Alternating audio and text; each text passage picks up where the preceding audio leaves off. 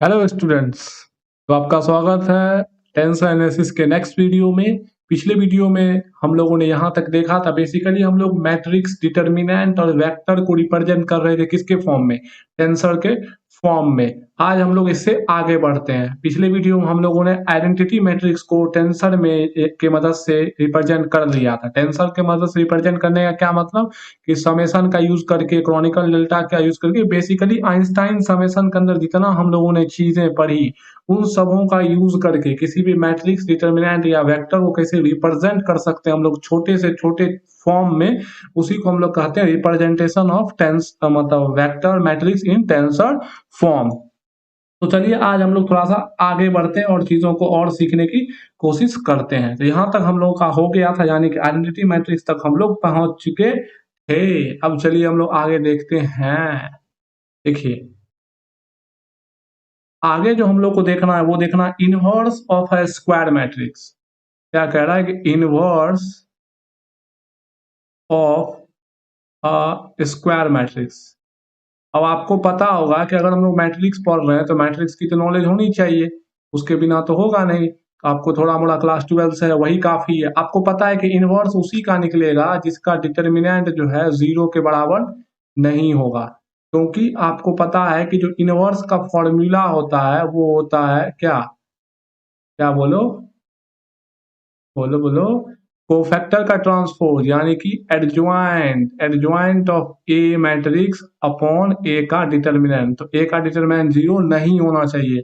तो ऐसा मैट्रिक्स जिसका डिटर्मिनेंट 0 ना हो, और वो मैट्रिक्स कैसा होना चाहिए, स्क्वायर मैट्रिक्स, उसको हम लोग कहते हैं इन्वर्टेबल मैट्रिक्स। इन्वर्टेबल का ये मतलब होता है ऐसा मैट्रिक्स जिसका हम लोग क्या निकाल सके, इनवर्स निकाल सके। बात समझ में आ रही है ना। अब मैट्रिक्स लिख देता हूं, जैसे आप लोगों को पता होगा, मैट्रिक्स which is, या लिख दो which has same rows and columns with a determinant not equal to 0 is invertible matrix. That is, its inverse can be find। इसका इनवर्स क्या हो सकता है, फाइंड किया जा सकता है। और आपको पता है कि इनवर्स ऑफ अ मैट्रिक्स क्या होता है, यूनिक होता है। इस चीज को आप प्रूव भी किए हैं क्लास 11 12 में। अभी हम लोग क्लास 11 मैट्रिक्स अब मैं थोड़ी पढ़ाने लगूंगा कि कैसे प्रूव कर सकते हैं, प्रूव करिए तो हो गया। फिर मैट्रिक्स अपने आप में एक बहुत बड़ा ब्रांच है। हम लोग अभी मैट्रिक्स कितना जानते हैं उसको देखते हैं शॉर्ट में कैसे लिख सकते हैं। अभी हमारा काम ये है। तो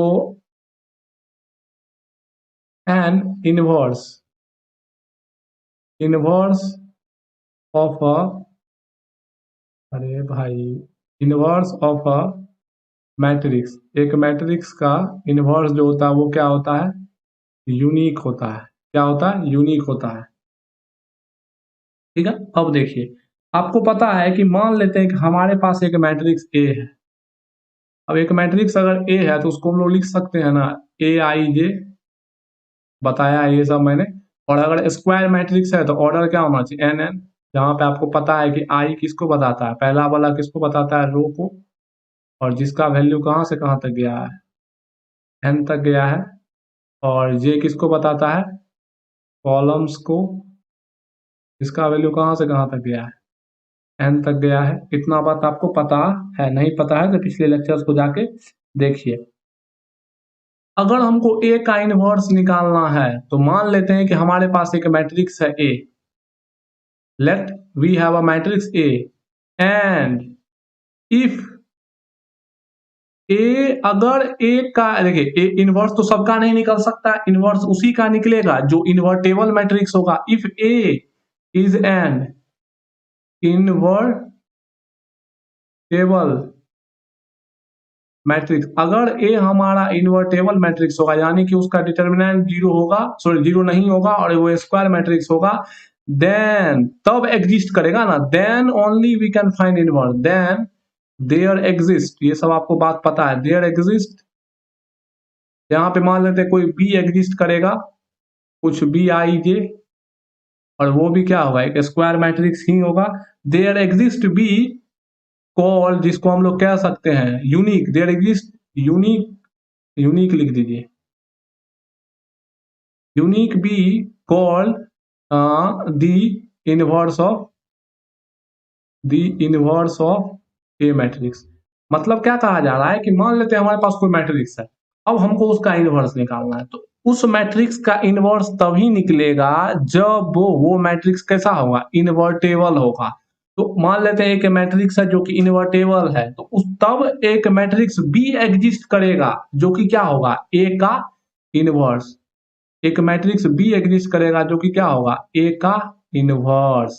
बात समझ में आ रही है, तब एक मैट्रिक्स बी एग्जिस्ट करेगा जो कि क्या होगा, ए इनवर्स, यानी कि ए इनवर्स को बी के बराबर कहा जा रहा है। बी एक मैट्रिक्स है जो कि क्या है, ए का इनवर्स को ही कहा जा रहा है। हमको तो ए का इनवर्स ही चाहिए, तो ए का इनवर्स भी तो एक मैट्रिक्स ही होगा ना, उसको हम लोग बी नाम दे दिए। तो यहाँ से हम लोग कह सकते हैं, यहाँ से हम लोग कह सकते हैं कि A B equals to I होगा, या तो फिर A B equals to B A equals to क्या होगा, आइडेंटिटी मैट्रिक्स होगा, इक्वल्स टू क्या होगा, आइडेंटिटी मैट्रिक्स होगा। बात आपके बड़े और छोटे दोनों खोपड़ी में घुस रही होगी। यहाँ पे देखिए, अगर ए इंटू बी, अगर आपने बोला कि बी इनवर्स है ए का, तो ई क्या बता रहा है, ए भी इनवर्स होगा बी का। समझ रहे ना, अगर बी ए का इनवर्स है तो ए भी किसका इनवर्स है, बी का इनवर्स है। क्योंकि यहां से देखिए, अगर आप ए बी इक्वल्स टू आई लेते हो तो इसको आप ऐसे लिख सकते हो आराम से कि ए इक्वल्स टू बी इनवर्स। इसका क्या मतलब हुआ कि ए किसका इनवर्स है, बी का इनवर्स। और अगर आप बी ए इक्वल्स टू आई लेते हो तो यहाँ पे आप आराम से लिख सकते हो कि B equals to A inverse, यानी कि ए बी क्या है, ए का इनवर्स है। तो दोनों पर यूनिक है, बी एक ही यूनिक होगा जो कि ए इनवर्स होगा, और ए एक ही यूनिक होगा जो कि बी का इनवर्स होगा। तो दोनों का प्रोडक्ट क्या होगा, आई होगा। अरे सिंपल बात होता है, एक्स और एक्स का इनवर्स क्या होगा, one by x. X into one by x क्या होगा, हमेशा आइडेंटिटी मैट्रिक्स आई वन ए को कहते हैं अगर वैल्यू के रूप में देखें तो। बात समझ में आ रही होगी। अब हम लोग इसको किस में लिखेंगे, टेंसर के फॉर्म में। तो बताइए, ए बी है मेरे पास, ठीक है।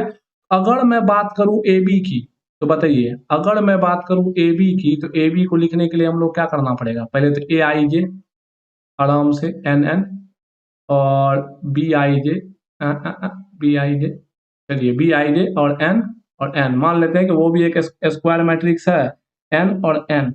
अब बताइए, अगर हम लोग इसको लिखे तो आपको पता होगा कि किसी भी मैट्रिक्स के मल्टीप्लिकेशन में हम लोग ध्यान रखते हैं किसका, आपको ये सब चीज पहले से पता। चलिए ए आई जे के जगह कुछ ऐसा लिखिए जिसका पहला भी क्या होना चाहिए, यही होना चाहिए। और अब वाले एन एन तो हटिए जाएगा, तो इसका भी तो क्या हो जाएगा, एन क्रॉस एन ही बन जाएगा। बात समझ में आ रही है ना, मैंने ये पिछले लेक्चर में बहुत अच्छे से एक्सप्लेन किया है कि यहाँ पे आर क्यों आ जाता है। अगर मैं अभी करने लगूँ तो आधा घंटा उसी में लग जाएगा, तो पिछले लेक्चर जाके देख लीजिए। तो बताइए यहाँ पे आर कहाँ से कहाँ तक जाएगा, जो दोनों में कॉमन था वहां से वहां तक जा रहा था आर। अब मैं पूछूं कि आई कहाँ से कहाँ तक जाएगा, तो आई क्या था, आई इसका था, जो यहाँ भी आई भी या तो नहीं पकड़ पा रहे हैं तो यहाँ से सीधा पकड़िए, वन से एन तक जाएगा। और ये सब मैंने बताया है आपको पिछले लेक्चर में, वन से एन तक जाएगा। तो ये क्या हो गया, ये हो गया ए बी मैट्रिक्स, ये हो गया क्या, ए बी मैट्रिक्स। कोई दिक्कत, कोई परेशानी, कोई कठिनाई, चलिए बी ए मैट्रिक्स भी लिख देते हैं। तो हम लोगों को ए बी मैट्रिक्स क्या निकला, ए बी एक मैट्रिक्स निकला, A I R P R J N A cross N. चलिए अगर हम लोग बी ए मैट्रिक्स लिखे तो बी ए मैट्रिक्स में क्या हो जाएगा, B I R A R J और एन इंटू एन, यहाँ पे भी वही बात होगा। अब हमको पता है कि आइडेंटिटी मैट्रिक्स को अभी हम लोगों ने देखा है कि कैसे लिख सकते हैं हम लोग। आइडेंटिटी मैट्रिक्स को हम लोग ऐसे रिप्रेजेंट कर सकते हैं। तो बताइए, आइडेंटिटी अगर मैट्रिक्स लिखना हो तो आप इसको क्या लिख सकते हो, del I J, del I जे। अभी देखिए सब जगह मैंने सब स्क्रिप्ट यूज किया, इसी को आप सुपर स्क्रिप्ट में भी लिख सकते हो, इसी को आप मिक्स इंडिसेज में भी लिख सकते हो, ये सब चीज मैंने बताया है। तो बताइए इस तीनों से हमें क्या पता चला, इस तीनों से हमें ये पता चला, क्या पता चला कि A I R B R J N N, A I R B R J N N, और इसमें भी तो ये भी तो बनेगा entity matrix N N A का। तो इक्वल टू क्या होगा, B I R A R J N N equals to क्या होगा, del I J N N, क्योंकि देखिए आपको पता है कि A B equals B A equals किसके, आइडेंटिटी मैट्रिक्स। तो वहीं से हम लोग ऐसा बात लिख सकते हैं। तो यहाँ से हम लोगों ने क्या किया, यहाँ से हम लोगों ने एक मैट्रिक्स के मल्टीप्लिकेशन को और इनवर्स को इन्वॉल्व करते हुए उसको शॉर्ट फॉर्म में रिप्रेजेंट कर लिया। यहाँ तक आई होप आपको कोई दिक्कत नहीं आनी चाहिए, बात आपके समझ में आ रही होगी। नहीं अगर आ रही है तो इसका एकमात्र कारण है कि आपने पिछले लेक्चर्स को नहीं देखा है, और कोई कारण नहीं है। तो ये हो गया इनवर्स ऑफ अ मैट्रिक्स। ये क्या हो गया आपका, इनवर्स ऑफ अ मैट्रिसेस। ठीक है, एक मैट्रिक्स का इनवर्स को कैसे हम लोग छोटे में लिखेंगे। ठीक है, अब चलिए नेक्स्ट चीज हम लोग देखते हैं। नेक्स्ट जो है वो है transpose. Transpose of a matrix. क्या मैं बोल रहा हूँ, ट्रांसपोज ऑफ अ मैट्रिक्स। सबसे पहले हम लोग जो जानते हैं बेसिक उस चीज को देखते हैं। मान लेते हैं हमारे पास एक मैट्रिक्स है जिसका element A11 A12 A13 A21 A22 A23 A31 A32 A33।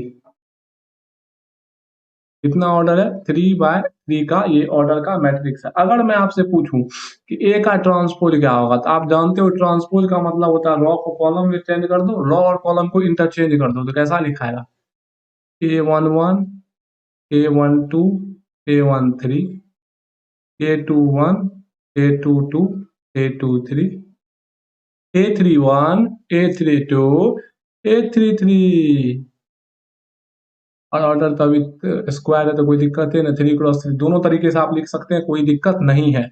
अब इसको अगर मैं बोलूं शॉर्ट में लिखने के लिए तो आप क्या लिख सकते हो बताओ मेरे को। इसको ऐसे लिख सकते हो ना, A i j और कहां से कहां 3 और बताइए इसको जो आप लिखोगे तो क्या ये A i j होगा, नहीं ये होगा A j i क्योंकि इसी का ना ट्रांसपोज लिख रहे हैं। तो 3/3 यहाँ पे जो आई था वहां पे ये क्या हो जाएगा, जे हो जाएगा। ए ट्रांसपोज में क्या होता है, जो आई था वो किसके बराबर हो जाएगा, जे के बराबर जे के बराबर क्या हो जाएगा, हो जाएगा।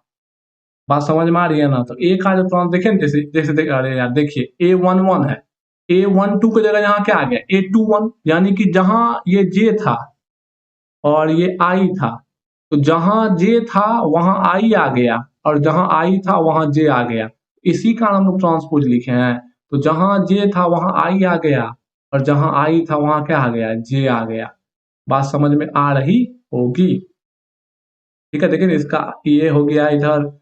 अगर हम लोग बात करें तो पहला के अकॉर्डिंग ये जे हो गया और ये क्या हो गया, आई हो गया। तो A j I बना ना, तो 3/3 ऑर्डर तो वही है, अभी कोई दिक्कत नहीं है, ऑर्डर तो आपका वही है। तो ट्रांसपोज ऑफ अ मैट्रिक्स हम लोग यहाँ पे देख लिए। अगर हम लोग इसको शॉर्ट में अब लिखना चाहें तो अगर मेरे पास एक मैट्रिक्स ए है जो कि क्या है, जो कि है A i j और ऑर्डर है मान लेते हैं M n, क्योंकि किसी का भी ट्रांसपोज पॉसिबल हो सकता है ना।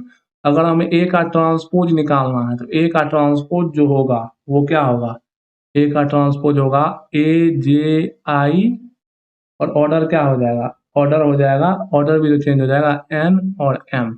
ए का ट्रांसपोज क्या हो जाएगा A j I और ऑर्डर क्या हो जाएगा N और M। कोई दिक्कत कोई कठिनाई नहीं होगी। ये सब बात देखिए आप मैट्रिक्स के बारे में जान रहे हो, बस यहाँ पे क्या है कि हम लोग उसको रिप्रेजेंट कर रहे हैं नए तरीके से, यानी कि टेंसर के फॉर्म में। अब आपको पता है कि दो प्रकार के होते हैं, एक होते हैं सिमेट्रिक मैट्रिक्स। सिमेट्रिक मैट्रिक्स इसलिए मैंने बोला क्लास 12 पता होना चाहिए। आपको पता है अगर ए और ए ट्रांसपोज दोनों उसका क्या हो जाए, अगर ए और ए का ट्रांसपोज दोनों क्या हो जाए, बराबर हो जाए, तो आपको पता है कि उसे मैट्रिक्स को हम लोग सिमेट्रिक कहते हैं। आपको ये सब क्या कहते हैं, ये चीज समझाने की कोई जरूरत नहीं, तो आप यहाँ सीधे लिख सकते हो कि A i j M n अगर बराबर हो गया किसके, A j I N M के, तो सिमेट्रिक मैट्रिक्स हो गया। और बात करें अगर हम लोग स्क्यू सिमेट्रिक की, स्क्यू सिमेट्रिक की अगर बात करें तो आपको पता है अगर ए का ट्रांसपोज निगेटिव ऑफ ए के आ गया तो उसको हम लोग स्क्यू सिमेट्रिक कहेंगे। आपको पता है कि यहाँ पे क्या हो जाएगा, ए का ट्रांसपोज यानी कि A j I एन, अरे किसी चीज को रटिए मत यार, किसी चीज को मत रटिए, बोल रहा हूँ मैं बार बार। जैसा सवाल सामने आए ना तो वहां सोचना शुरू कर दीजिए और कुछ मत करिए, रटिएगा तो फंस जाइएगा। अभी देखिए यहाँ पर मैंने ए ट्रांसपोज माइनस ए लिख दिया, यहाँ मैंने ए ट्रांसपोज, आपको पता है इसको आप ऐसे भी लिख सकते हो, ए का ट्रांसपोज अगर ए के बराबर आ गया। रटिए मत, चीजों को समझिए, जैसा क्वेश्चन है उसके अकॉर्डिंग एक्ट करिए। फंडामेंटल्स बस आपके क्लियर होने चाहिए, ये दिमाग में हमेशा रहना चाहिए। ये बात समझ में आ रही होगा, ये सब किसके लिए, सभी आई जे के वैल्यू के लिए है, उसमें तो कोई दिक्कत ही नहीं है। तो ये हमारा था ट्रांसपोज ऑफ अ मैट्रिक्स, मतलब हम लोगों ने मैट्रिक्स के ट्रांसपोज को भी रिप्रेजेंट किसमें किया, छोटे से प्यारे से टेंसर में हम लोगों ने रिप्रेजेंट कर लिया। मैट्रिक्स तो बहुत तरह का होता है, ऑर्थोगोनल, और कोई दिक्कत नहीं है, वो सब उतना जानने की कोई अभी आवश्यकता नहीं है। अब देखिए बेसिकली मैंने आपको सिखा दिया है ना कि रिप्रेजेंट करते कैसे हैं, अब आप खुद भी कर सकते हो। अब हम लोग एक नया चीज यहाँ पे सीखने वाले हैं, उसके बाद इसके टर्म्स में भी दिखाएंगे। जिस तरह क्रॉनिकल डेल्टा देखे थे ना, उसी प्रकार से एक टर्म आता है बहुत खतरनाक, जैसे क्रॉनिकल डेल्टा, तो डेल्टा सिंबल होता है ना एक, उसी तरह यहाँ पे एक टर्म आता है जो कि होता है permutation symbol. Permutation this symbol, देखिए टेंसर एनालिसिस से थोड़ा सा धैर्य रख के पढ़िए, हड़बड़ाइएगा तो नहीं होगा, हड़बड़ाइएगा तो टीचर से होबे नहीं करेगा, बच्चा से क्या होगा।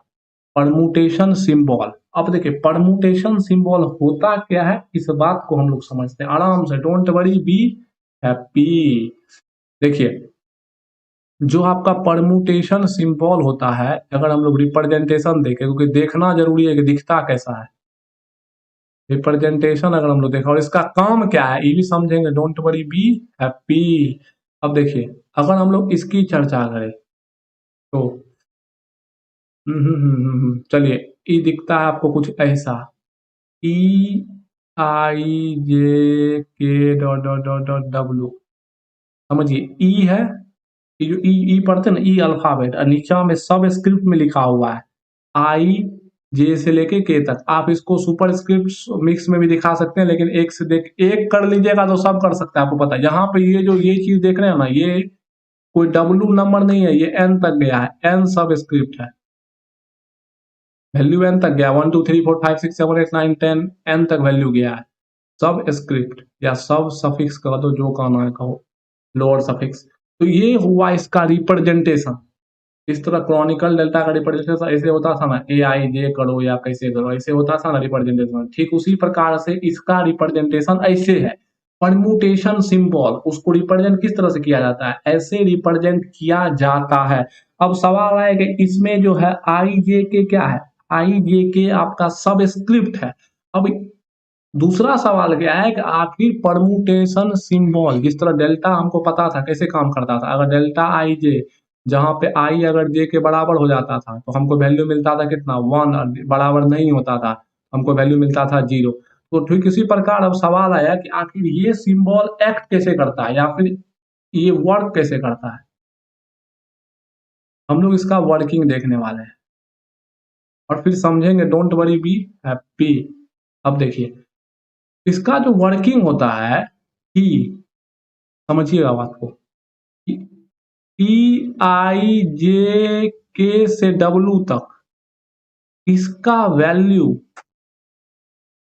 इसका वैल्यू इसका वैल्यू 0 होगा।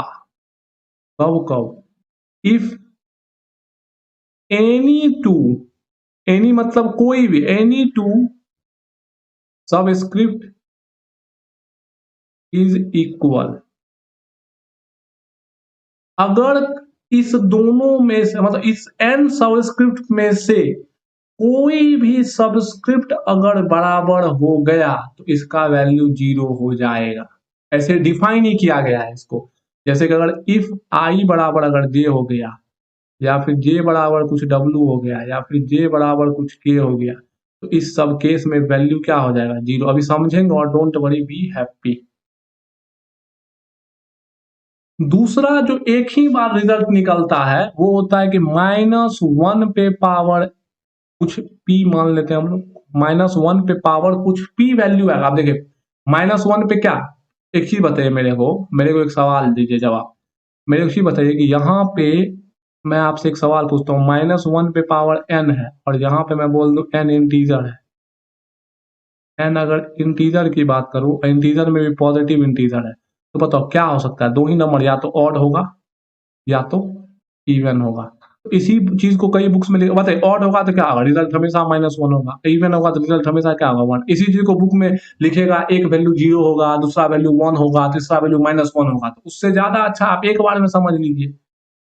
अगर यहाँ पे समझिएगा, पहले पहले तो P क्या है उसको समझिए। P है, क्यों ये पॉजिटिव इंटीजर ही लेते हैं, इसको भी समझ में आ जाएगा आपको क्यों लेते हैं। पहले P को समझ जाएगा कि P होता क्या है, उसके बाद तो देखिए। बताइए, अगर मैं आपसे सवाल पूछूं कि V एक वेक्टर है, ठीक है, उसका मैग्नीट्यूड, अब बताइए किसी का मैग्नीट्यूड हमेशा क्या होता है?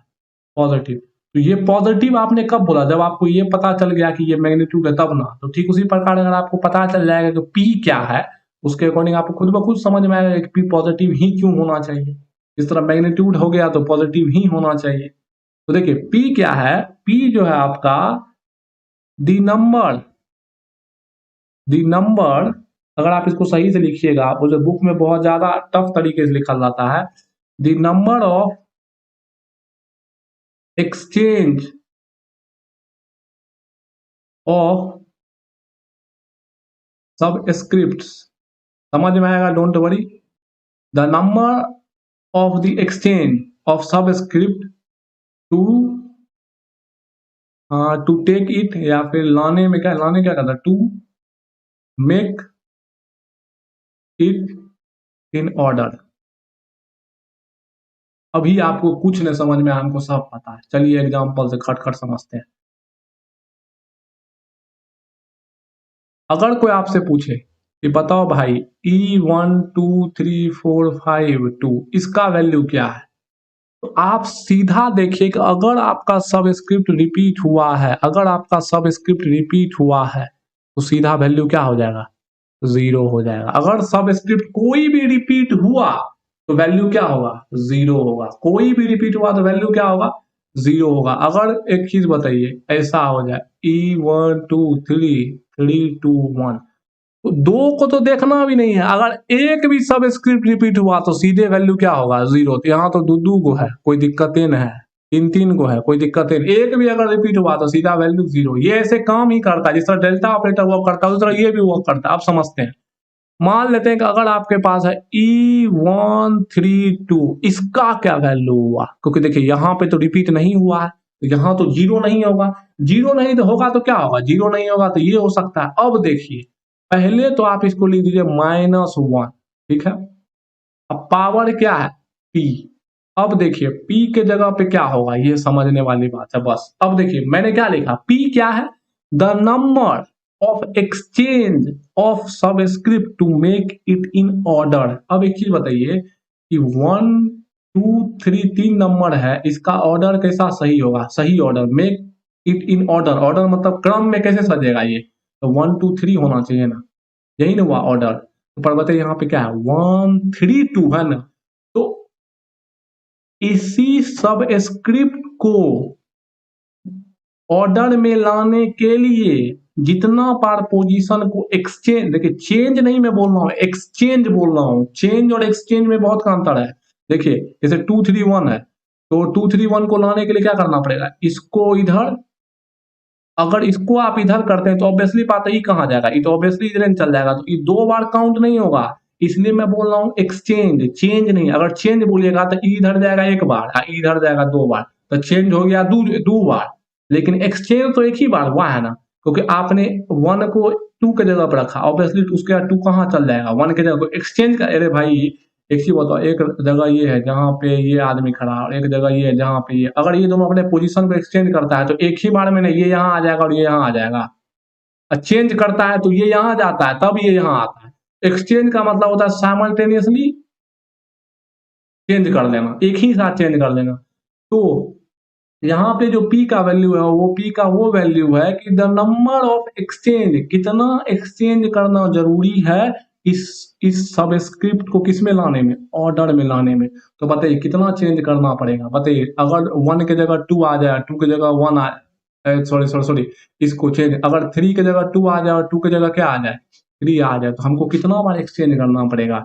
हमको इसके पोजीशन को बस एक बार ही एक्सचेंज करना पड़ेगा। तो बताइए पी का वैल्यू कितना हो जाएगा 1, तो इसका आंसर क्या आ जाएगा -1। कितना आंसर आ जाएगा -1। अभी और क्लियर होते हैं, टेंशन ना ले, समझ में सब आ जाएगा। ये सब चीज समझ गए होंगे आई होप आप। अब चलिए थोड़ा सा और एग्जांपल्स लेते हैं और समझने का प्रयास करते हैं। चलिए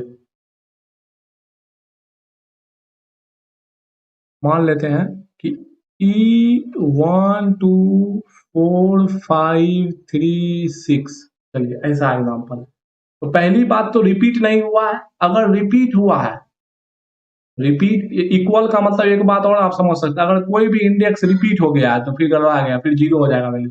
रिपीट नहीं हुआ है तो कोई दिक्कत नहीं, इसका वैल्यू जीरो तो होगा नहीं, तो क्या होगा -1 पे पावर कुछ। अब ये कुछ के जगह क्या है, कुछ के जगह अब यहाँ पे आप ध्यान से अलग से लिख लीजिए 1 2, शुरुआत में अलग से लिखिए 1 2 4 5 3 6। इसको हमको क्या करना है, इसको हमको ऑर्डर में करना है, यानी कि 1 2 3 4 5 6।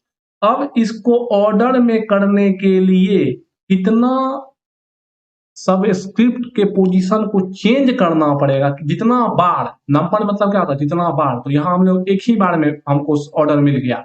अब जितना बार में ऑर्डर मिलेगा उतना यहाँ पावर पे चढ़ जाएगा। अब बताइए चाहिए क्या हमको, 1 2 चाहिए, 3 चाहिए। अब बताइए 3 की जगह क्या है 4 है, 3 की जगह क्या है 4 है। तो अब इसको अरेंज करिए। सबसे पहले आप क्या कर सकते हैं, 3 की जगह अगर मतलब 4 है तो पहले तो इसको एक्सचेंज करिए।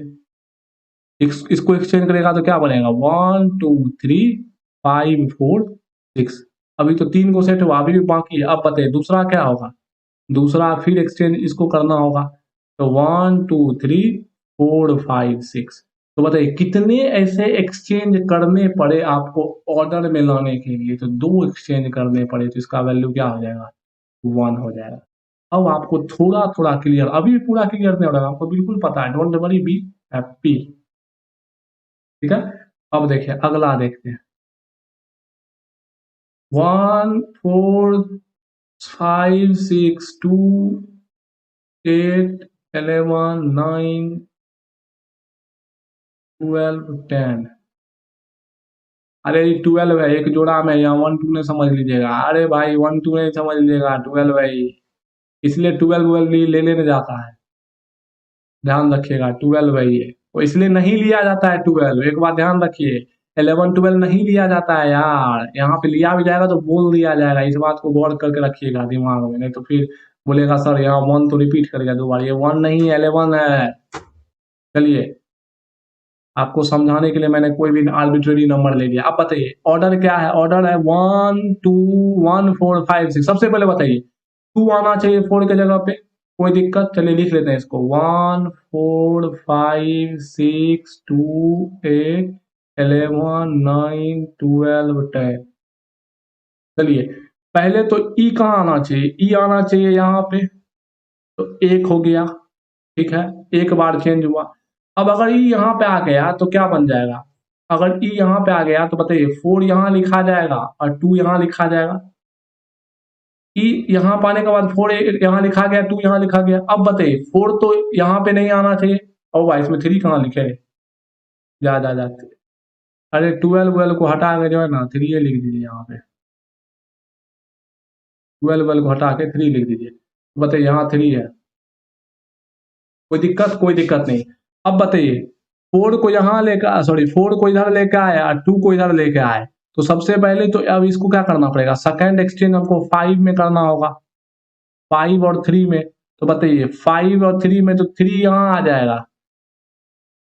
देखिए ऑर्डर से बन रहा है 1 2 और 3, 3 यहाँ आ जाएगा और कहाँ चल जाएगा 5 यहाँ चल जाएगा।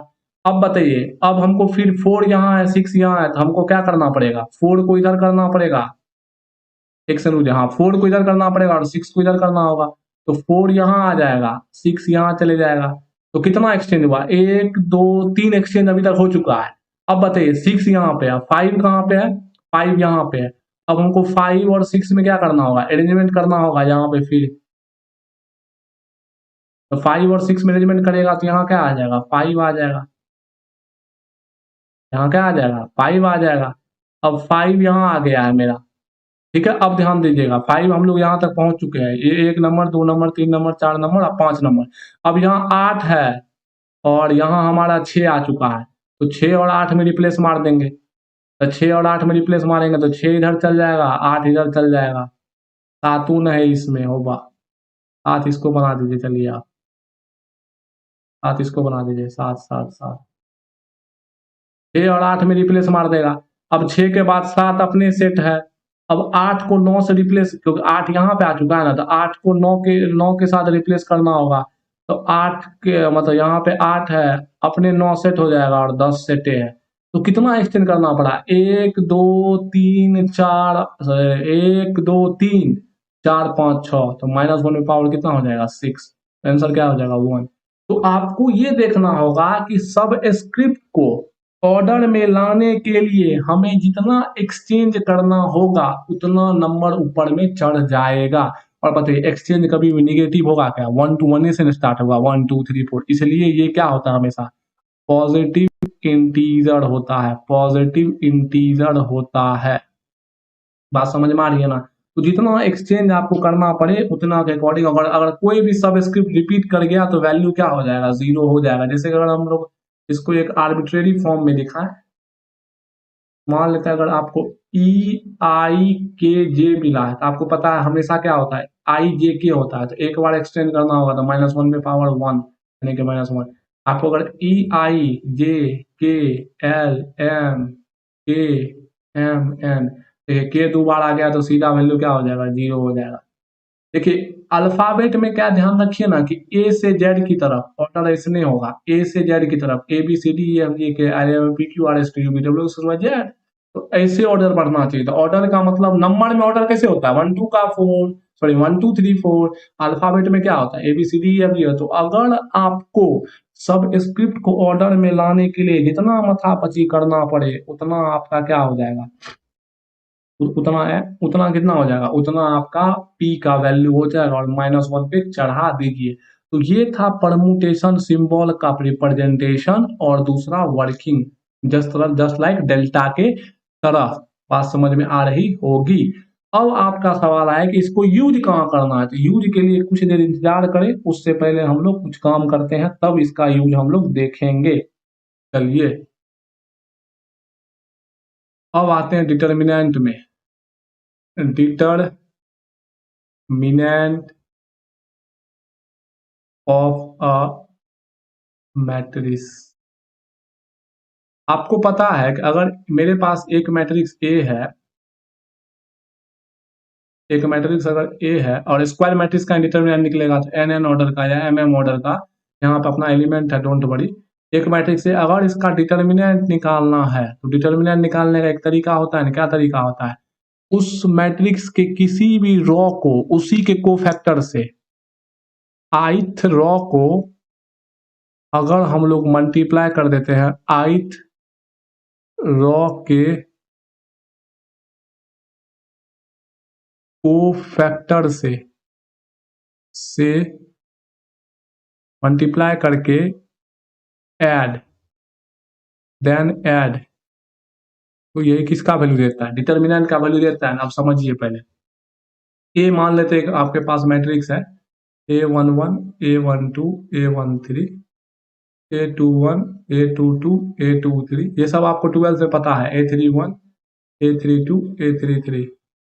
अब आपको पता है ये 3/3 है। अगर हम लोग बात करें एक ऐसे मैट्रिक्स की जो कि किसके, जो कि इसका कोफैक्टर मैट्रिक्स है, और क्या मान लेते हैं कि बी मैट्रिक्स है, जो कि क्या है A11 A12 A13 A21 A22 A23 A31 A32 A33।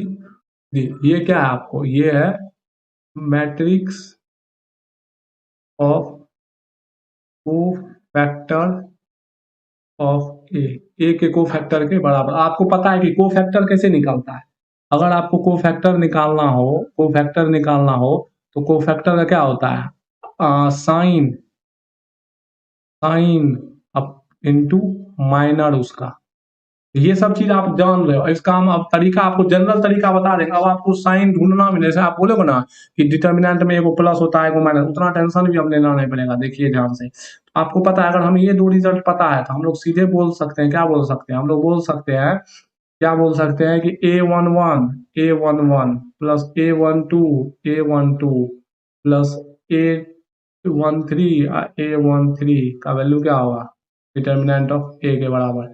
या तो कोई कॉलम को उसी के कॉलम, कोई रो को किसी भी रो को उसी के कोफैक्टर, या फिर किसी भी कॉलम को, यानी कि A11 A21 A21 A31 इसका वैल्यू डिटर्मिनेंट के बराबर होगा। इसके अलावा कुछ भी लीजिएगा तो वैल्यू क्या आ जाएगा, जीरो आ जाएगा। ये बात आप वेरीफाई भी कर सकते हो। तो ये हो गया अभी तक हम लोग जो जानते हैं, लेकिन अभी तक हम लोग जो जानते हैं, अब हम लोग देखने वाले हैं इसी का कैसा रिप्रेजेंटेशन, इसी का हम लोग देखने वाले हैं, क्या कहते हैं उसको, टेंसर टेंसर रिप्रेजेंटेशन।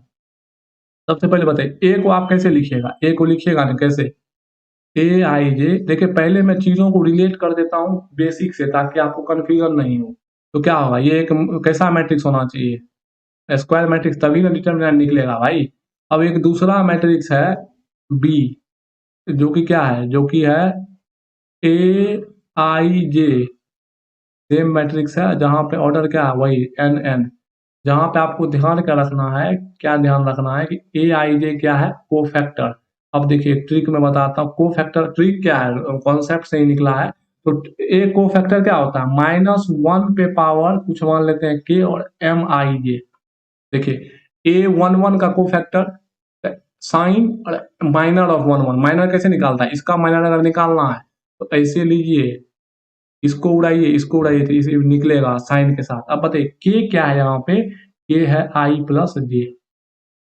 जैसे देखिए यहाँ पे साइन A11 अगर आपको को फैक्टर निकालना है तो डायरेक्टली आप क्या लिखिए, -1, अब पावर 1+1 कितना होगा 2, और M11, यानी कि पहला का साइन होगा पॉजिटिव। देखिए पहला का साइन आपको पता है डिटर्मिनेंट में पॉजिटिव ही होता है, इतना बात आपको पता होगा।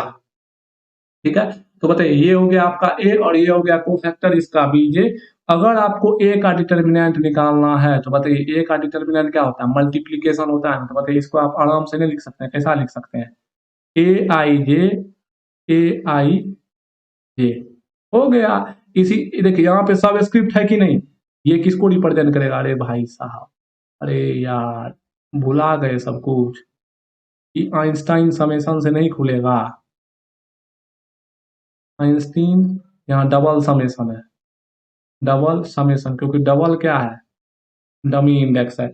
आइंस्टीन डबल समेशन से नहीं खुल जाएगा, इतना खोपड़िया मैंने आपके दिमाग में आ रहा है, बात समझ पा रहे हैं ना।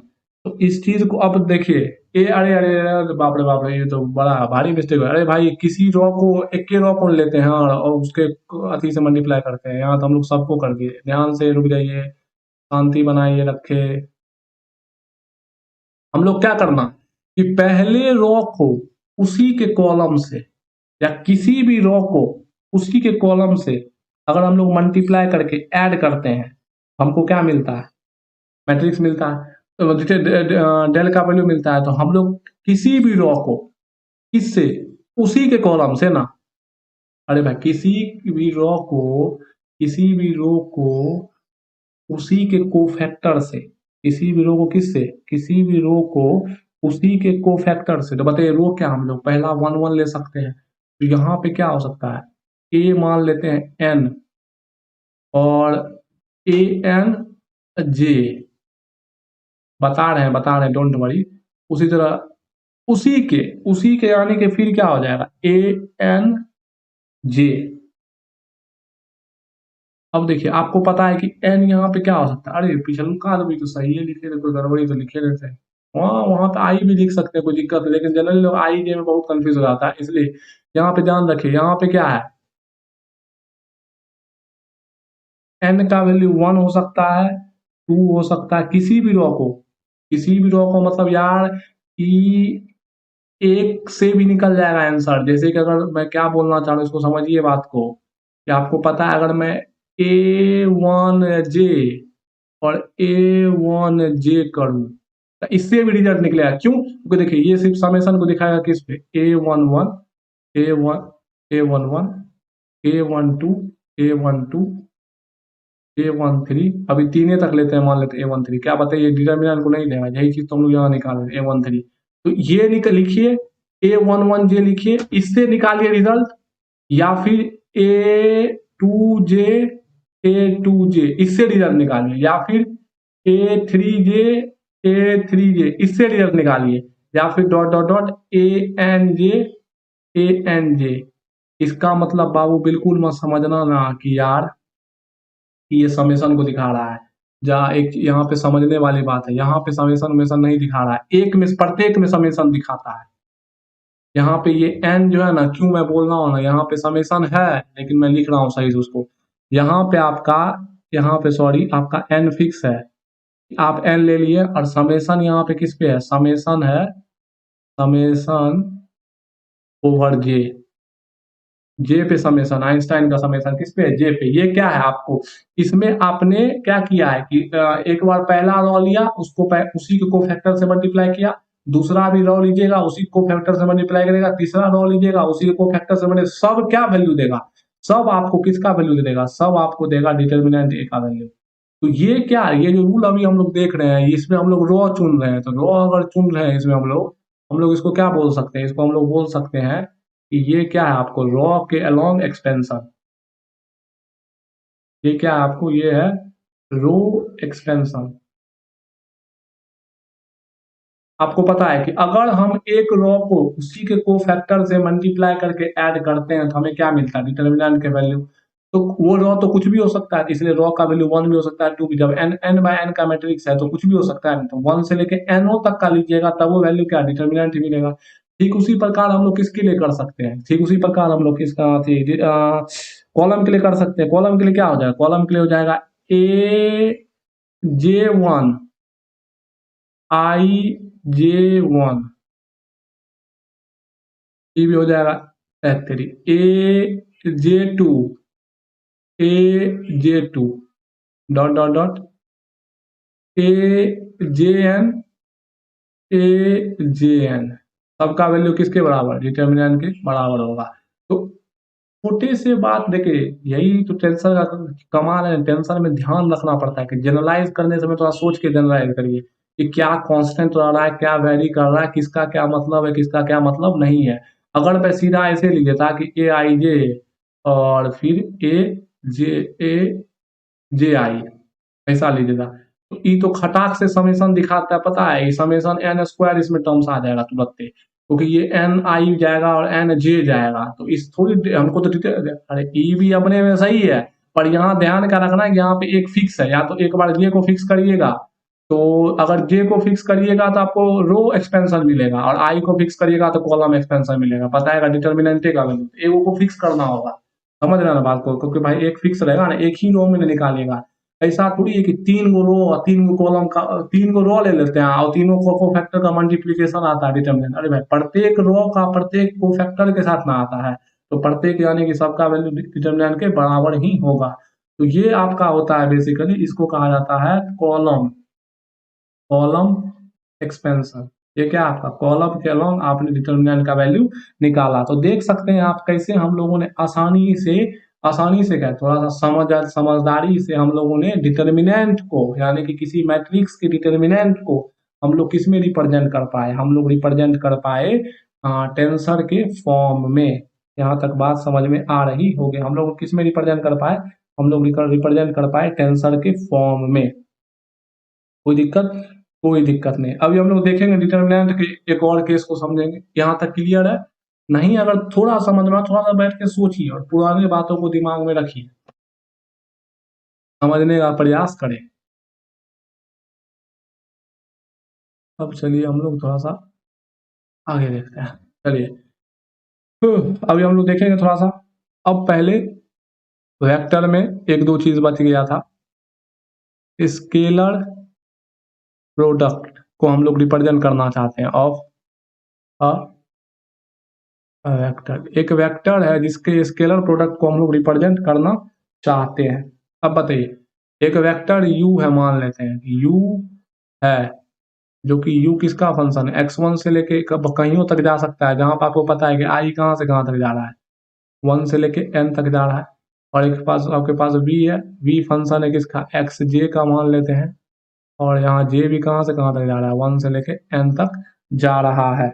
ये बात आपको थोड़ा थोड़ा समझ में, यहाँ पे i लिखिए या j लिखिए, जब दोनों सेम सबस्क्रिप्ट जा रहा है तो आप i की जगह j की जगह i भी लिख सकते हैं, कोई बड़ी बात नहीं है। अगर अरे भाई दोनों डायमेंशन अगर सॉरी दोनों सबस्क्रिप्ट अगर दोनों सफिक्स अगर सेम डायमेंशन तक जा रहा है तो दोनों सेम ही हुआ ना, तो आई आई भी लिख सकते हैं, तो कोई दिक्कत नहीं है। अब अगर मैं पूछूं कि u डॉट वी, तो बताइए u डॉट वी क्या होता है। अगर मैं एग्जांपल से पहले आपको क्लियर करता हूँ, तो मान लेते हैं कि वेक्टर u है x1 i cap, x2 j cap, x3 k cap. तीसरा v वेक्टर है y1 i cap plus y2 j cap plus y3 k cap. अगर मैं u डॉट भी पूछूं तो आप सीधा लिखोगे ना x1 y1, x2 y2, x3 y3। अरे यही चीज तो यहाँ है। u डॉट भी पूछोगे तो क्या लिखोगे, x1 xi xi xi xi लिखो या xj लिख दो, पहली बार नहीं विश्वास हो रहा है तो xi xj लिख दो। और क्या कहते हैं, हाँ और क्या कहते हैं आपको xi और xi।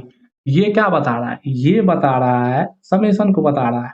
बात समझ में आ रही है, ये किसको बताना चाह रहा है, ये समेशन को। अभी देखिए हम लोगों ने एक गलती कर दी, एक गलती क्या कर दी कि u और v दोनों सेम वेक्टर ले लिए, ये तो स्पेशल केस हो गया, ये तो क्या हो गया, एक स्पेशल केस हो गया ना। अगर u और वेक्टर सेम वेक्टर ले, हाँ तो लिख दीजिए आप।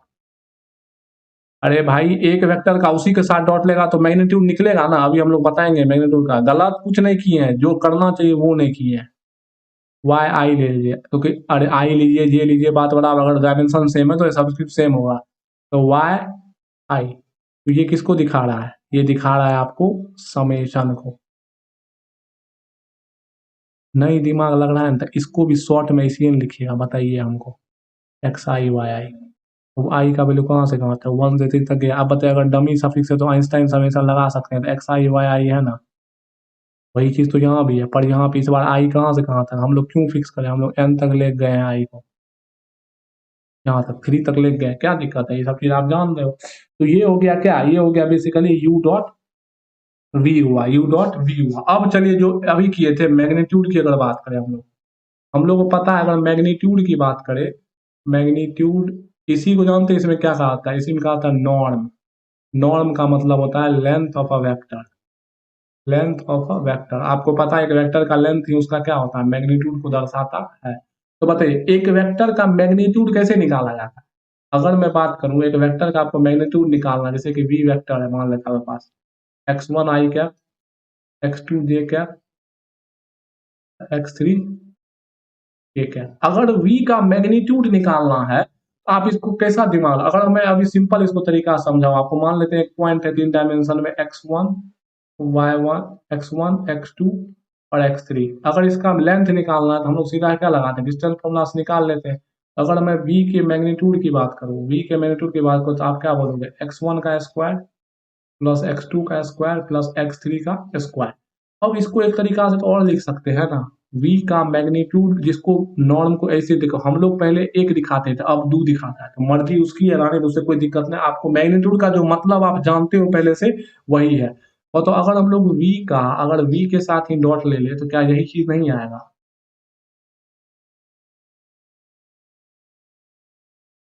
यही चीज नहीं आएगा। देखो डॉट लो ना तुम, यही चीज आएगा। तो डॉट बेसिकली क्या होता है, अगर हम लोग वी वेक्टर का उसी के साथ डॉट लेंगे तो ऑब्वियसली बात है कि अगर आप इसको खोलिएगा भी तो क्या बनेगा यार, वी का मैग्नीट्यूड, वी का मैग्नीट्यूड cos 0। अब cos 0 क्या हो जाएगा 1, तो वी का मैग्नीट्यूड अगर आप निकालना चाहते हो तो सॉरी यहाँ पे वी का मैग्नीट्यूड का स्क्वायर अगर मैं, ये हो गया। अब हमको निकालना क्या है, हमको वी का मैग्नीट्यूड निकालना है, तो वी का मैग्नीट्यूड क्या हो जाएगा, under root of V vector और dot V vector.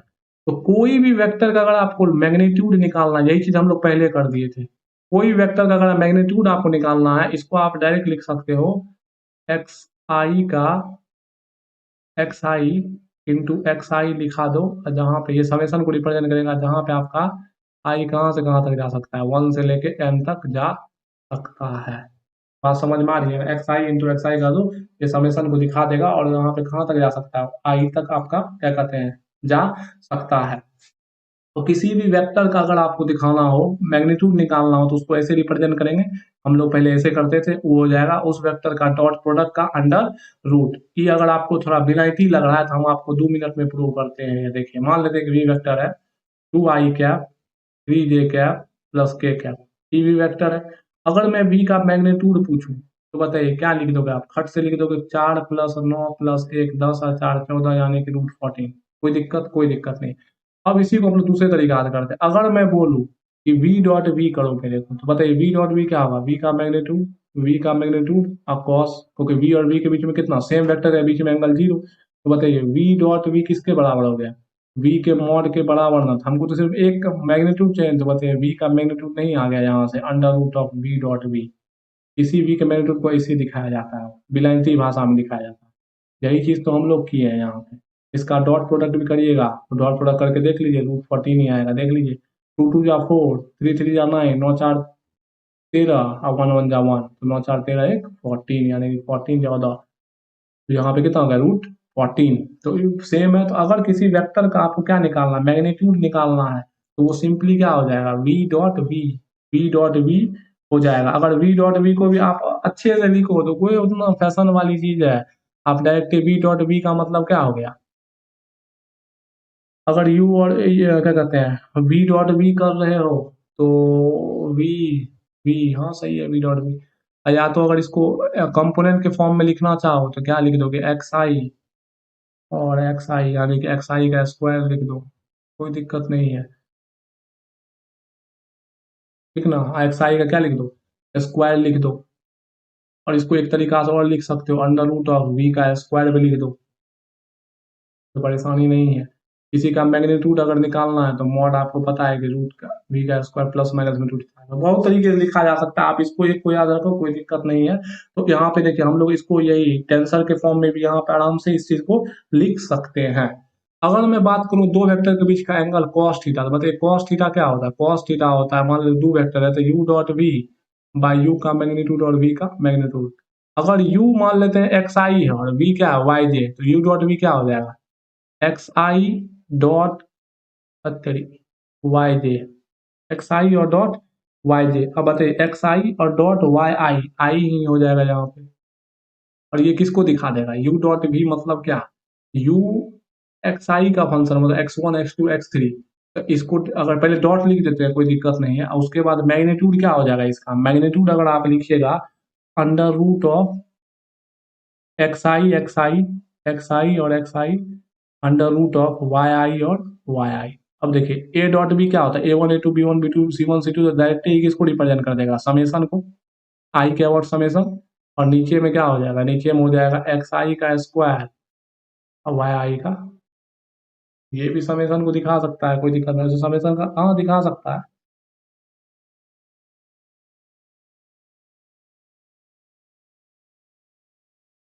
X I और वाई आई। और अगर हम लोग बात करें यू और वी का देखिए यहाँ पे, सॉरी सॉरी, बदलना पड़ेगा यहाँ पे। एक एक छोटी सी, हाँ अरे भाई सही लिखे हैं लेकिन गलत भी लिख दिए हैं ना। कैसे गलत लिखे हैं इसको देखो ना। यहाँ नीचे स्क्वायर करने से पहले मैं देख रहा था कि कहीं तो कोई गड़बड़ी तो नहीं ना हो रही है। अब एक चीज बताइए, अगर इसको आप ढंग से लिखिएगा तो कैसे लिखिएगा? Under root of X I Y I. तो देखिए एक से डबल सफिक्स 4 बार रिपीट हो गया अंदर, ऐसा अलाउ नहीं ना है। XI YI अपॉन में अंडर रूट ऑफ पहले मान लेना कि आप आई को चेंज कर दिए, तो एक्स आई वाई जे। समझ रहे हैं ना बात को? तो इतना मथापची नहीं, ये हो गया टेंसर रिप्रेजेंटेशन। जब भी आपको डॉट प्रोडक्ट करना पड़े तो आप मतलब कॉस्ट एंगल निकालना पड़े तो आप कंसेप्चुअली एक एक स्टेप पे जाइए। डायरेक्ट फॉर्मूला लगाइएगा तो कंफ्यूजन में पड़ जाइएगा। डायरेक्ट फॉर्मूला लगेगा तो कोई कंफ्यूजन में पड़ जाएगा। जैसे मैं एग्जांपल करवाता हूँ आपके मन के शांति के लिए, ताकि आपके आत्मा को शांति मिल जाए। मान लेते हैं वी एक वेक्टर है, x1 E1 cap, x2 E2 cap, x3 E3 cap, x4 E4 cap. 4 गो है मान लेते हैं, एक यू वेक्टर है y1 e1 कैप से dot dot dot dot y4 e4 cap तक। ठीक है, अब मैं आपसे पूछ रहा हूँ, अगर अगर मैं पूछूं आपको, बताइए इस दोनों के बीच में angle cos theta. cos theta हो जाएगा v डॉट यू अपन, देखिए v लिख दिया, समझ जाइए वेक्टर है, v का मैग्नीट्यूड और u का मैग्नीट्यूड। अब बताइए v डॉट v क्या होगा, आप खटाक से लिख दीजिएगा ना, x1 y1 x2 y2 x, जो बचपन से जानते हैं वही करिए पहले, बाद में स्टाइलिश दिमाग लगाइए। स्टाइलिश दिमाग यानी कि समेसन वाला। अब u का मैग्नीट्यूड बताइए क्या होगा, x1 का स्क्वायर x2 का स्क्वायर x3 का स्क्वायर प्लस x4 का स्क्वायर। यहाँ भी क्या हो जाएगा, y1 का स्क्वायर y2 का स्क्वायर y3 का स्क्वायर y4 का स्क्वायर। ये लिख दिए। अब स्टाइलिश दिमाग लगाइए, ऊपर क्या लिख सकते हैं हम लोग, एक्स आई वाई आई, और नीचे क्या लिख सकते हैं हम लोग, नीचे लिख सकते हैं, अगर एक जगह लिखे एक्स आई वाई जे और वाई जे। अब बस अब यहाँ लिखना आपको पड़ेगा, आई का वैल्यू कहाँ से कहाँ तक है, 4 तक है, और जे का भी वैल्यू कहाँ से कहाँ तक है, 4 तक है। युवा स्टाइलिश का दिमाग लगा के लिखना, युवा बचपन का दिमाग लगा, दोनों आपके पास हथियार है, आपका मन जो मन है आप आराम से वो चीज कर सकते हैं। कोई परेशानी, कोई परेशानी नहीं होनी चाहिए। ठीक बा, ठीक बा। मैंने आपको पहले ही बताया है कि अगर आई और डॉट आई कैप रहे तो इसका वैल्यू क्या होता है, 1। तो बताइए, इसको तो हम लोग ऐसे भी रिप्रेजेंट कर सकते हैं ना, डेल। अगर हम लोग ऐसे रिप्रेजेंट करें किसको, किसी चीज को, डेल 1 अगर वैल्यू है तो क्या कर सकते हैं हम लोग, डेल आई और आई ऐसे भी रिप्रेजेंट कर सकते। अब डेल आई आई है तो समेशन को दिखाएगा, समेशन को दिखाएगा, जितना भी समेशन लीजिएगा आई का वैल्यू कहाँ तक। हाँ, डेल आई आई है, हाँ रिप्रेजेंट कर सकते हैं, कोई ऐसा इशू नहीं है, आई को आप ऐसे रिप्रेजेंट कर सकते हो।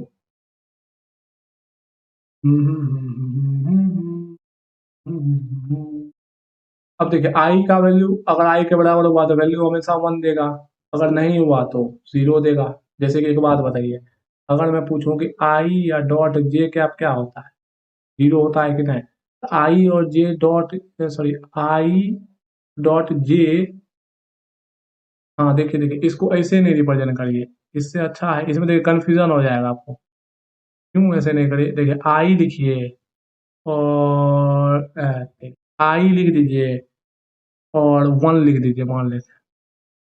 बताइए, अगर ये आई और 1 है, और अगर हम लोग देखिए लिखना सही है क्या, क्योंकि समेशन को भी रिप्रेजेंट करना चाहिए, समेशन को रिप्रेजेंट कर रहा है क्या, हाँ हाँ हाँ हाँ, अब देखिए, हाँ हाँ हाँ हाँ, समेशन तो रिप्रेजेंट नहीं कर रहा है। अगर इसको ओपन करेंगे तो ओपन करने के लिए तो समेशन चाहिए ना, बिना समेशन का तो हम लोग ओपन नहीं कर सकते हैं। चलिए इसको जे लगा दीजिए, आई और जे। समेशन हमको दिखाना है यार, यहाँ समेशन लेके आना है, समेशन लेके आएंगे तब ना काम बनेगा। हाँ हाँ हाँ हाँ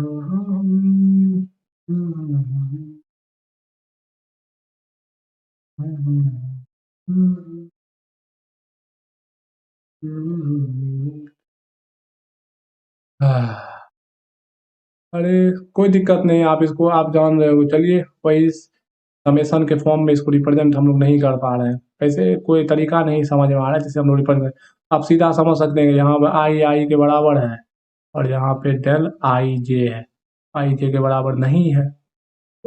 इसको एक तरीका और भी है, या तो डायरेक्टली आप लिखना चाहें तो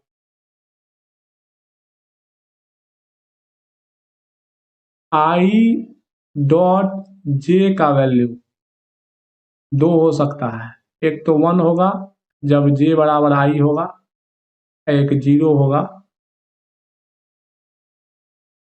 जब जे बराबर आई नहीं होगा। ये भी बात तो बहुत तरीका है, अपना दिमाग भी सब बुक में नहीं मिलेगा जनरली, ये मैं अपने से आपको बता दे रहा हूँ कि हाँ देखिए रिप्रेजेंट कर रहे हैं तो इसे लिख सकते हैं, कोई दिक्कत नहीं है। अब चलिए, अब वो जो डिटर्मिनेंट का यूज एक बार सही से करते हैं, चलिए x1 आई कैप y1 सॉरी x2 जे कैप प्लस x3 के कैप, ठीक बा, यू लिखते हैं मान लेते हैं, y1 आई कैप y2 जे कैप y3 के कैप।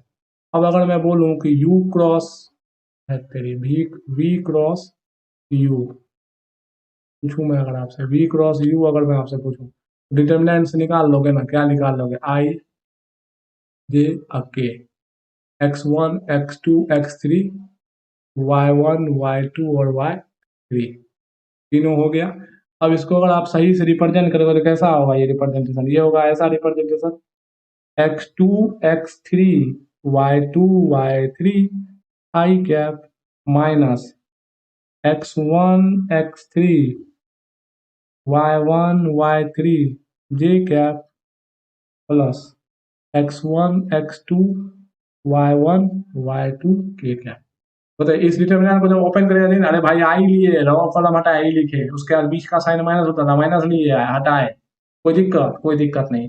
अब देखिए इसी चीज को हम लोग लिखना चाहते हैं, अगर इसी चीज को हम लोग लिखना चाहते हैं, अब हम लोग यहाँ बता रहे हैं आपको यूज ऑफ परम्यूटेशन सिंबल।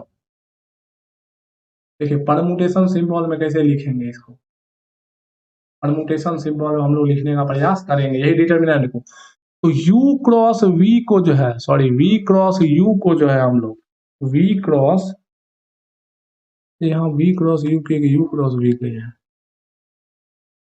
तो यहाँ u क्रॉस v है। तो एक ही बताओ,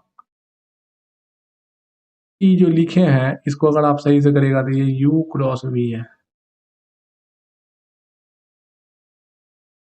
एक जगह गलती होने के बाद सब जगह हमको देखिए होता क्या है ना कि देखिए आप हर जगह अलग अलग तरीके से नहीं ले, तब मतलब बच्चों को भी समझ में नहीं आएगा और दूसरा टीचर को भी कंफ्यूजन हो जाता है, क्योंकि तब समय लग जाता है, फिर उसके बाद खोल खोल के चीजों को देखो। आप आपका समझना ज्यादा इंपॉर्टेंट है। तो यू क्रॉस वी, तो यू क्रॉस वी को जो आप लिख सकते हैं, कैसे लिख सकते हैं ये समझिए। पहले बताइए यू में कितना है, x x x1 x2 x3, we में क्या है भाई, देख लेते हैं यार। u में y1 y2 y3 है, v में क्या है x1 x2 x3 है। डोंट वरी, ठीक ना, इतना बात आपको समझ में आ रही है। तो u में है आपको क्या है, u में है y1 y2, हाँ u में क्या है, u में है y1 y2 यानी कि yi है। x में क्या है, v में क्या है xi है। तो इसका जो वैल्यू लिखाएगा, और 3 पे है i j k, i j k xi xi y आई तो लिखेंगे नहीं, चलिए जे लिख देते हैं, वाई जे, वाई जे, वाई जे क्यों नहीं लिखेंगे आई, क्योंकि देखिए ना आई 2 बार रिपीट हो चुका है, अब जे का जरूरत है हमको, जे। अब देखिए ऐसा क्यों लिखा गया, अभी आप सब समझ में आ जाएगा, डोंट वरी बी हैप्पी, आप टेंशन ना ले, टेंशन और मेंशन ना ले। देखिए यू क्रॉस वी क्या होता है, ये एक होता है डिटर्मिनेंट, यानी कि क्या पता चला कि परमुटेशन का यूज किया जाता है टू रिप्रेजेंट डिटर्मिनेंट, डिटर्मिनेंट को रिप्रेजेंट। अब देखिए ये कैसे सही है इसको समझते हैं, चलिए लिखिए इसको आराम से, ई आई जे ऑफ के, एक्स आई वाई और जे। अब सबसे पहले तो यहाँ क्लियर करिए कि आई कहाँ से कहाँ तक, सब 3 वैल्यू लिया है, आई हो गया, जे हो गया, के हो गया, अब कितना वैल्यू लिया है, 3 वैल्यूज लिया है, आई जे के, आई जे और के। अब समझते हैं बात को। तो बताइए ये कितना समेसन है, ये डबल समेसन है, ये समेसन ओवर आई और जे। देखिए ना डमी सफिक्स आई है, जे है, तो ये किसको रिप्रेजेंट करेगा, समेसन को रिप्रेजेंट। अब इसको खोलते हैं, चलिए पहले लिख लेते हैं, ई आई जे के एक्स आई आई और जे। चलिए पहले हम लोग के को वैरी करते हैं, बताइए ई आई जे 1 x I Y J plus E I J 2 x I Y J plus ई आई जे 3। अब ये सब कैसे कर रहे हैं आपको सब पता है, वाई आई जे। अब हम लोग क्या करते हैं कि अब हम लोग आई को वैरी करते हैं, आई को क्या करते हैं, वैरी करते हैं। चलिए अब आई भी कितना, प्रत्येक 3 वैल्यू लेगा ना, ये 3 वैल्यू लेगा, ध्यान रखना होता है। देखिए ना, E1J1 X1 YJ, E2J2 है तेरी 2J1 है तेरी, हाँ 2J1 X2YJ, उसके बाद E3J1 X3YJ, एक का हो गया। अब दूसरे को लिखिए, E1J2 X2 X1YJ, E2J2 X2YJ, E3J three 3J2 X3 हाँ, इस समय यही होता है, बहुत ध्यान से करना पड़ता है भाई।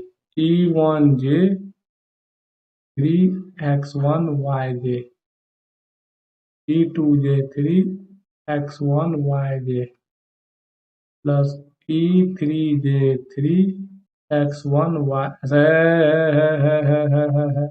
X1 यहाँ X2 होगा, X2 यहाँ होगा, X3 इतना हो गया। अब हम लोग क्या करेंगे, अब हम लोग क्या कहते हैं, आई की तरफ फैला लिए, अब हम लोग किसकी तरफ करेंगे, जे की तरफ एक्सपैंड करेंगे। तो जे की तरफ एक्सपैंड करने से पहले इसके वैल्यू को छोटा कर लेते हैं। अब देखिए, यहाँ 1 है और यहाँ 1 है, तो मैंने बताया था ना, अगर परमुटेशन वाले में वैल्यू अगर दो सबस्क्रिप्ट एको को सबस्क्रिप्ट रिपीट किया तो वैल्यू क्या हो जाएगा, जीरो। ये पूरे टर्म का वैल्यू क्या हो गया, जीरो। अब ढूंढिए और कहाँ जीरो होगा, यहाँ जीरो होगा। अब इसमें भी देखिए, यहाँ जीरो होगा, तो टर्म हमको घट गया, अब लिखने में और आसानी हो जाएगा। अब इसका 3 गो होगा, इसका भी 3 गो होगा। अभी देखिए, करने के लिए मैं इसको दिमाग में एक जगह कर सकता हूँ और आसान कर दूंगा मैं इसको, कैसे कर दूंगा ये बता रहा हूँ मैं आपको। सबका 3 3 होगा, समझते हैं। अब चलिए, इसका जैसे ही चलिए, अब डायरेक्ट ध्यान दीजिए। अब यहाँ पे अगर आप यहाँ पे देखिए, जे का वैल्यू 1 लीजिएगा तब भी वैल्यू जीरो, क्योंकि यहाँ देखिए 1 है, यहाँ 1 है ना। तो जे का वैल्यू 1 लीजिएगा तो दो सबस्क्रिप्ट आ गया, तो मतलब दो सेम सबस्क्रिप्ट आ गया तो वैल्यू जीरो। यानी कि अगर जे का वैल्यू 1 लेते हैं इसमें तो वैल्यू जीरो मिलता है। जे का वैल्यू 2 लीजिएगा तो फिर तो ये इसके बराबर, तो फिर भी वैल्यू जीरो। जे का वैल्यू 3 लीजिएगा तो सिर्फ वैल्यू बचेगा, यानी कि A231X2Y3। कोई दिक्कत, ये हो गया एक का काम पूरा। इसमें बताइए, अगर जे का वैल्यू 1 लिए तब भी जीरो, जे का वैल्यू 2 लिए तो बच गया A231X3Y2, और फिर लीजिएगा तो जीरो। इसमें भी देखिए, जे का वैल्यू 1 लीजिएगा जीरो, जे का वैल्यू 2 लीजिएगा जीरो, जे का वैल्यू 3 लीजिएगा सिर्फ बचिएगा 132X1Y3। इसमें देखिए, जे का वैल्यू कितना लीजिएगा, जे का वैल्यू 1 लीजिएगा तो बच जाइएगा E312X3Y1, और कोनो वैल्यू लीजिएगा जीरो। इसमें देखिए, जे का वैल्यू कितना लीजिएगा, जे का वैल्यू 1 लीजिएगा जीरो, जे का वैल्यू 2 लीजिएगा तो बच जाएगा हाँ हाँ 2 लीजिएगा तो बच जाएगा A23X1Y3। इसमें देखिए, दूसरा वैल्यू लीजिएगा जीरो और जीरो। उसके बाद देखिए, लास्ट वाले में 3 केस बनेगा, तो बताइए 1 लीजिएगा तब भी जीरो, 2 लीजिएगा तब भी जीरो, नहीं नहीं 2 लीजिएगा, गलत है, गलत है, यहाँ कुछ गलत है। E1 ये क्या था बे, लास्ट वाले में 2 वैल्यू लिए थे क्या, लास्ट वाले में 3 वैल्यू लिए थे ना, तो आई का वैल्यू कितना हो गया था, आई का वैल्यू 3 हुआ था ना यहाँ पे। क्या मजाक है, आई का वैल्यू 1 2 3 लिए थे ना, 1, उसके बाद 2, उसके बाद 3, सही है। अब यहाँ पे क्या क्या वैल्यू लेंगे, अगर यहाँ पे हम लोग 1 लेते हैं तो वैल्यू जीरो आएगा, 2 लेते हैं तो बच जाएगा, ये तो लिख दिए। इसमें देखते हैं, अगर 1 लेते हैं तो वैल्यू जीरो, 1 लेते हैं तो वैल्यू जीरो नहीं, सॉरी सॉरी, वैल्यू 1 लेते हैं तो वैल्यू जीरो नहीं है। बहुत बाबू सोच समझ के करना पड़ता है, इतना आसान नहीं होता है। चलिए लास्ट वाले में हम लोग क्या लेते हैं, 3 वैल्यू आएगा ना यार, 1 लेंगे तो वैल्यू 0 नहीं होगा, E2 1 3 X2 Y1, और दूसरा कोई भी लीजिएगा वैल्यू क्या आ जाएगा 0। ओवरऑल देखिए आपको 3 निकल के कितना निकल गया है, E2 3 1 X2 Y3, उसके बाद देखिए E3 2 1 X3 Y2, उसके बाद देखिए E1 3 2 X1 Y3, उसके बाद देखिए E3 1 2 X3 Y1,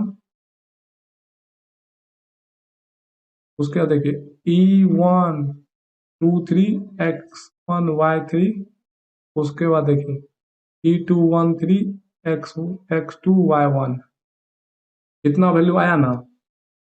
अब देखिए कितना वैल्यूज आया, अब सबका मान लिखिए। चलिए बताइए E2 3 1 इसका वैल्यू हमको लिखना है, तो हमको वही -1 पे पावर जाएगा, तो बताइए -1 पे अभी कितना ऑर्डर चेंज करना होगा, 1 के देखिए 2 बार चेंज करना होगा ना यहाँ पे, तो फिर देखिए 1 की जगह 2 को लाना होगा, पहले 2 उधर जाएगा, फिर 3 के बाद अगर 2 आ गया तो 2 को पीछा लाना पड़ेगा, तो 2 बार करना होगा, तो यहाँ पे 1 आ जाएगा वैल्यू, तो 1 आएगा डायरेक्ट, मैं डायरेक्ट कर रहा हूँ, आप चेक कर लेना। X2 Y3 कोई दिक्कत। अब देखिए यहाँ पे कितना बार चेंज करना होगा, एक बार तो 1 की जगह 2 और 2 को एक ही बार करना होगा, तो क्या हो जाएगा -X3 Y2, यहाँ पे माने कि प्लस हट जाएगा, क्या बचेगा माइनस बचेगा। मैं लिखते जा रहा हूँ डायरेक्ट मिटा के माइनस, आगे देखिएगा इसको करिएगा, तो 1 की जगह कितना आ जाएगा 1 3 2, फिर माइनस होगा, माइनस कितना X1 Y3 होगा। कोई दिक्कत नहीं। इसको लिखिएगा तो 1 2, अब से इसमें भी 2 बार चेंज करना है, एक बार 1 को 3 की जगह, फिर 2 को 3 की जगह, तो 2 बार आएगा, तो X3 Y1। आगे देखिए इसमें कितना होगा, ये सही है, तो अगर ये ऑर्डर में है तो इसको कितना बार करना पड़ेगा, अगर ये ऑर्डर में है तो एक्सचेंज कितना बार कर, देखिए पहली बात तो ये समझिए, सब्स्क्रिप्ट रिपीट नहीं किया तो 0 नहीं होगा, और ये ऑर्डर में है तो कितना बार एक्सचेंज करना पड़ेगा, 0 बार एक्सचेंज करना पड़ेगा, तो -1 पे पावर 0 यानी क्या 1। ठीक है, यहाँ पे -1 पे पावर 0, क्योंकि एक्सचेंज एक बार करना पड़ा, नहीं करना पड़ा, तो -1 पे पावर 0 कितना 1। अब इसको देखिए, इसको कितना बार करना पड़ेगा, 2 3 1 है, तो एक बार 1 को 2 की जगह, और फिर क्या करना पड़ेगा 2 को 3 की जगह, तो कितना आ जाएगा वैल्यू। अगर हम इसको सही से लिखें तो 1 को 2 की जगह और एक ही बार करना पड़ेगा, तो एक ही बार करना पड़ेगा, तो कितना आ गया -X2 Y1। लिखिए, अब इसको थोड़ा ढंग से लिख लीजिए, X2 Y3 plus X3 Y1 plus X1 Y3, देखिएगा माइनस कॉमन कर दिए, X3 Y2 plus X1 Y3 plus X2 Y1, ऐसा लिख लिया ना, इसको ध्यान से देखिएगा।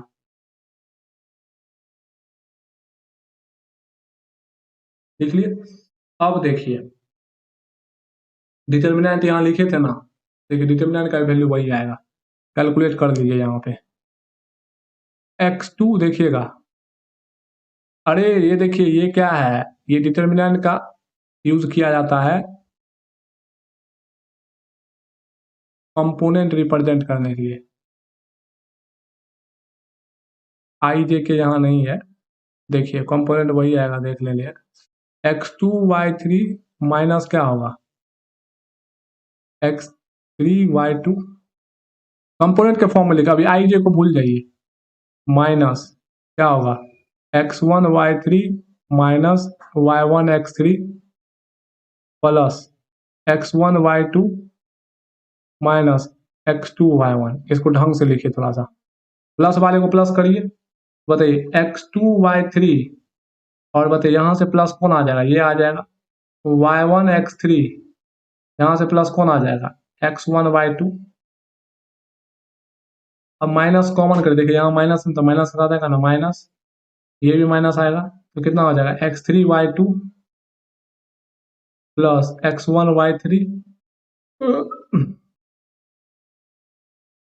Plus X2 Y1। देख लीजिएगा करके। देखिए कैलकुलेशन मैं कर रहा हूँ, कैलकुलेशन आप खुद से कर सकते, लंगड़ा लूला थोड़ी हो जाए। टीचर का या पढ़ने का एकमात्र मतलब होता है खुद को इंडिपेंडेंट बनाना, और टीचर का काम होता है बच्चे को फ्री करना, ना कि अपने में बांध के रखना। तो कैलकुलेशन आप खुद करो, आप दोनों को मैच करो। देखो x2 y3 x3 y1 x1 y3, x2 y3 y1 x3 y1 और x1 y2।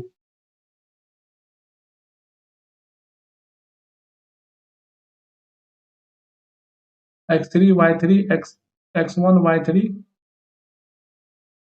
x3 y2। कहीं पे गलती हुआ है, कहीं पे गलती हुआ है, ये इसके इक्वल बराबर आएगा ही आएगा। कहीं पे मिस्टेक हुआ है यहाँ पे, एक बार इस चीज को देख लेते हैं हम लोग कि 2 3 1 है, 2 3 1 है, तो एक बार चेंज करना होगा। उसके बाद फिर हम लोग को 1 2, हाँ 2 बार चेंज करना होगा। तो x2 y3 इसमें हम लोग को कितना बार करना होगा चेंज? एक बार तो यहाँ करना होगा, एक ही बार चेंज करना होगा x3 y2। उसके बाद इसमें कितना बार चेंज करना होगा? एक बार चेंज, वन एक ही बार चेंज करना होगा। तो x1 y3 यहाँ पे कितना बार चेंज करना होगा? 2 बार चेंज करना होगा। इधर इधर तो कितना होगा? x3 y1 उसके बाद यहाँ पे कोई चेंज नहीं करना होगा, तो सीधा 1 में और 0 होता है। x1 y3 और यहाँ पे कितना 2 बार चेंज करना होगा? x2 y1। चलिए इसको सही से लिखेंगे। x2 y3 अब plus x3 y1 plus x1 y3। अब माइनस कॉमन के x3 y2 x1 y3 और x2 y1। उधर कहीं गलती हुआ है, इसको लिखेंगे तो x2 y3 minus x3 y2। इसको लिखेंगे x1 y3 x3 y1। इसको लिखेंगे x1 y2 x2 y1।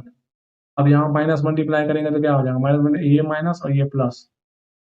सही से लिखते हो, एक मिनट को काटिए अभी। x2 y3 minus x3 y2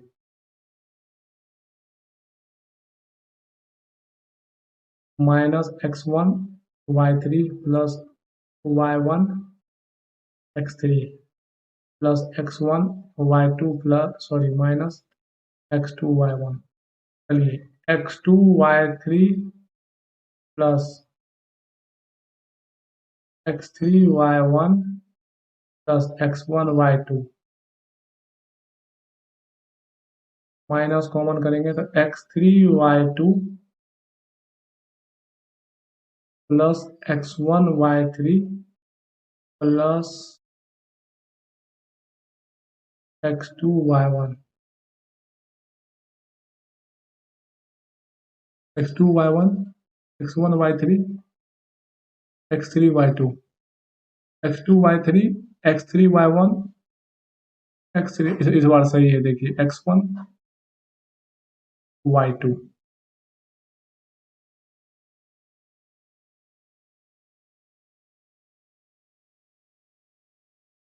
इस बार ये वैल्यू सही है, x2 y3। हाँ सही, इस बार सही है। पिछले बार के according x2 y3 x y1 x3 x1 y2 सही तो है, वैल्यू सही है, सही है। अगर कहीं पे बिल्कुल सही है, देखिए मैच कर रहा है।